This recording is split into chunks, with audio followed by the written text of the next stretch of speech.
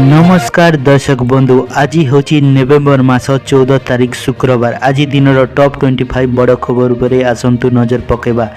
भिडियोटी को शेष पर्यंत देखंतु। मात्र किछि समय मध्य जानीपारे संपूर्ण खबर। ता पूर्व चैनल नुआ थिले सब्सक्राइब पाकर आसुथिबा बेल आइकन को ऑन करी रखंतु। एमिति प्रतिदिन लेटेस्ट न्यूज सर्वप्रथमे देखिबा पाई। तेबे आसंतु संपूर्ण खबर उपरे नजर पकाइबा।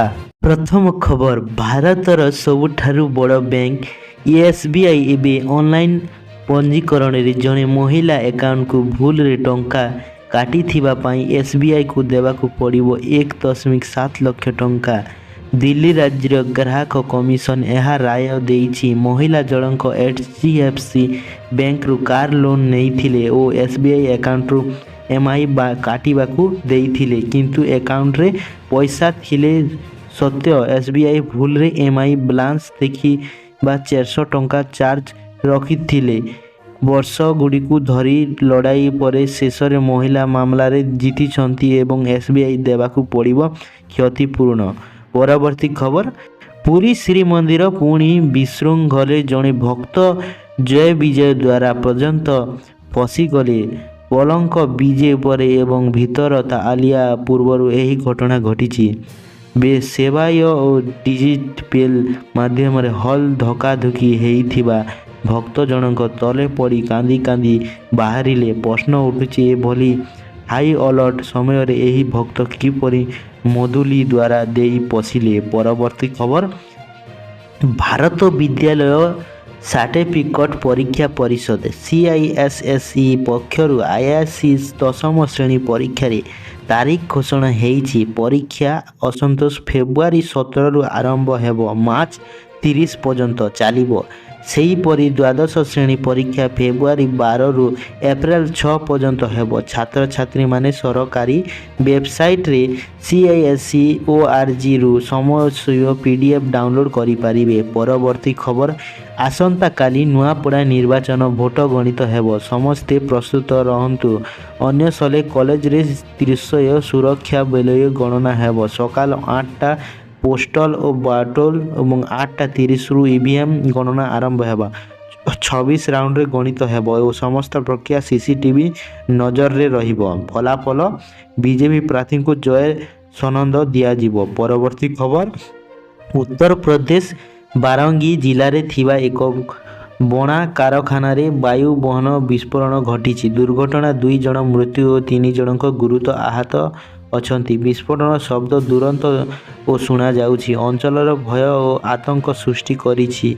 अग्निशम बाहिनी और पुलिस घटनास्थल पहुंची जांच करुछंती और उद्धार काम आरंभ करिछंती। जिलापाल और एएसपी समेत अधिकारी माने घटनास्थल रे उपस्थित अछंती। परवर्ती खबर, कंडामाल जिलार दागिंडारे थंडार ज्वर भयंकर भाव में बढ़ुछि। केवल 7 दिन रे तापमात्रा 7.5 डिग्री सेल्सियस ह्रास पाई। आज सकाल तापमात्रा 7.5 डिग्री सेल्सियस नमी गला, जहा फल शीत आबहावा सहित लोक माने कंपी उठुचंती। गाँव और सहर अंचल और लोक राति निया जाली बसुचंती और शीत वस्त्री पिंधिबा और आरंभ करिलंचंती। एही ठंडा आबहावा उपभोग करने पर्यटक माने दागिंडा बुड़ा को आसुचंती। परवर्ती खबर, सरकार धान किनिबा तारीख घोषणा करिसंती। आसंता 20 तारीख रु आरंभ हेबो खरीफ धान किणा हेले बरगड़ चाषी चिंतार अनेक चाषी पंजीकरण को वंचित हेबारु आंदोलन रे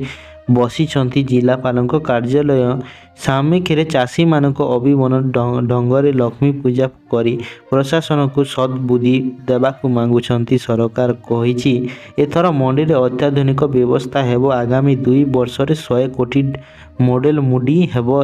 हेले चाषी दाबी पंजीकरण न हेले समस्त व्यवस्था पेपर हेबो।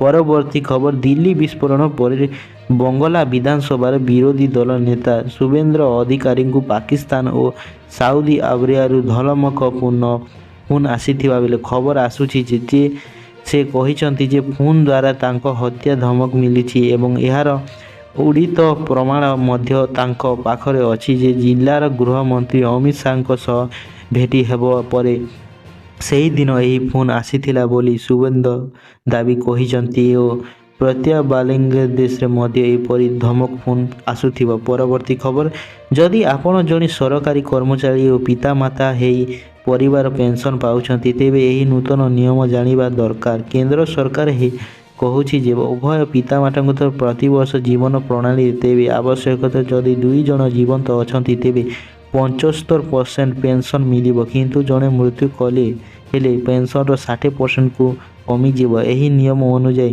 ପ୍ରତିବର୍ଷ 30 ନଭେମ୍ବର ପୂର୍ବରୁ ଲାଇଫ୍ ସାର୍ଟିଫିକେଟ୍ ଦେବା ଆବଶ୍ୟକ ଓ ଏହାକୁ ଜୀବନ ପ୍ରମାଣ ପୋର୍ଟାଲ, ବ୍ୟାଙ୍କ କିମ୍ବା ପୋଷ୍ଟ ଅଫିସ ମାଧ୍ୟମରେ ଦେବା ଦରକାର। ପରବର୍ତ୍ତୀ ଖବର, ମୁଖ୍ୟମନ୍ତ୍ରୀ ଶ୍ରୀ ମାଝୀ ଆଜି ନୀଳଗିରି ଦ୍ୱାରା କରିଛନ୍ତି ଯେ ହେଲିକପ୍ଟରରୁ ଭୁବନେଶ୍ୱରରେ ଆସି ନୀଳଗିରି ମହାବିଦ୍ୟାଳୟ ପ୍ରାଙ୍ଗଣରେ ଅବତରଣ କରିଥିଲେ। ଶ୍ରୀ ଜଗନ୍ନାଥ ମନ୍ଦିର ଦର୍ଶନ ପରେ ସେ ମୁଖ୍ୟ କାର୍ଯ୍ୟକ୍ରମ ଯୋଗ ଦେଇ 10 କିଲୋମିଟର ଲମ୍ବା ପଦଯାତ୍ରା ଏବଂ ଦେଖାଇଥିଲେ ଓ ଶୁଭାରମ୍ଭ କରିଲେ। ପାଦଯାତ୍ରାରେ ହଜାର ହଜାର ଛାତ୍ର ଯୁବକମାନେ ଅଂଶ ନେଇଥିଲେ ଓ ସଭାରେ ସେ ଜାତୀୟ ଏକତା ଓ ନାଗରିକତା ଶପଥ ନେଇ ସମସ୍ତଙ୍କୁ ଦେଶ ନିର୍ମାଣ ଓ ଅଂଶୀଦାର ହେବା ପାଇଁ ଉଚିତ ଆହ୍ୱାନ କରିଥିଲେ। ପରବର୍ତ୍ତୀ ଖବର, ଓଡ଼ିଶା ବିଧାନସଭା ଶୀତ ଅଧିବେଶନ 27 ତାରିଖରୁ ଆରମ୍ଭ ହେବ।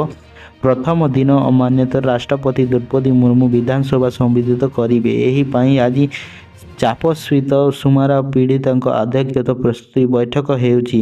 ବୈଠକରେ ରାଷ୍ଟ୍ରପତି କାର୍ଯ୍ୟକ୍ରମ ତ୍ରୁଟି ଶୂନ୍ୟ ଭାବେ କିପରି ସମ୍ପନ୍ନ ହେବ ସେଥିପାଇଁ ବିସ୍ତୃତ ଆଲୋଚନା ହେଉଛି। ବିଭିନ୍ନ ବିଭାଗର ବରିଷ୍ଠ ଅଧିକାରୀମାନେ ବୈଠକରେ ଉପସ୍ଥିତ ଥିଲେ।